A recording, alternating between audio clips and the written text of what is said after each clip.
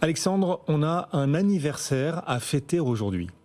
Bon anniversaire les petits Indiens. Ah oui, bon anniversaire. Bon anniversaire les petits cobayes. Ah oui, joyeux anniversaire à qui? Au Bull Market, les marchés haussiers. Le marché haussier, le Bull Market aux États-Unis fête ses 2 ans jour pour jour. C'était samedi 12 octobre. C'était ce week-end. 2 ans de Bull Market. C'est déjà trop long ou pas? Ben non, 2 ans, c'est rien.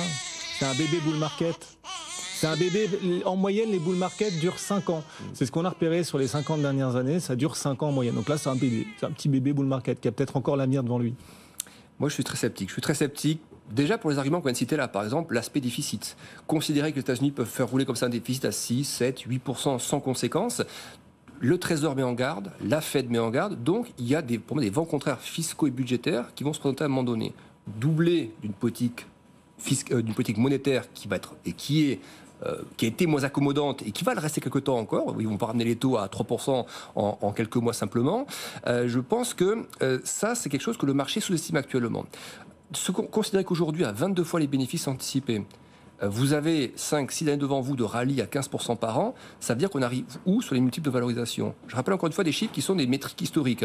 Les seules fois sur les 2 dernières décennies où on a été à 22 fois les bénéfices, la dernière fois c'était dans le rallye post-Covid qui était une bulle, avec des taux à 0%, liquidité massive de la part des banques centrales, et avant cela il faut remonter à la fin des années 2000, à la fin des années 90, 97, 98, pour retrouver ce niveau de valorisation. Alors certes à l'époque on était monté plus haut, c'est-à-dire qu'on était passé de 22, on était monté à 26, 27 fois les bénéfices sur l'SP500, et ensuite, on connaît la suite, c'était pas très beau à voir. Donc la question, elle est là aujourd'hui, c'est, on peut souhaiter un bull market, quand on est long dans ses portefeuilles, on peut souhaiter un bull market. La question, c'est est-ce qu'à 22 fois les bénéfices aujourd'hui, souhaiter un bull market, sur les bases actuelles, peut se faire sans imaginer que la suite sera différente de celle qu'on a eu en 2000. Donc mieux vaut se calmer un petit peu maintenant, par exemple avec l'élection, par exemple avec les taux qui sont plus élevés, par exemple avec une économie américaine qui doit toujours atterrir, elle n'a pas atterri, 3% de croissance au T2, on n'a toujours pas atterri.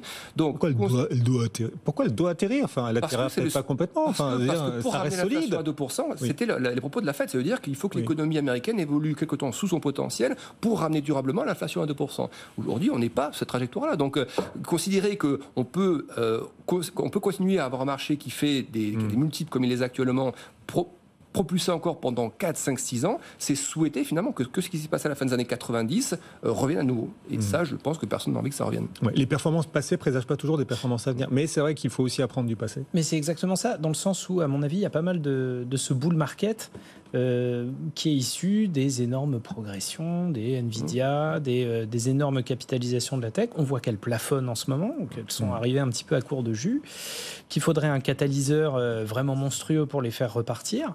Et voilà, moi je me demande si c'est pas une sorte de vrai faux bull market qui veut pas dire son nom, ou en tout cas qui a trouvé ses limites assez vite.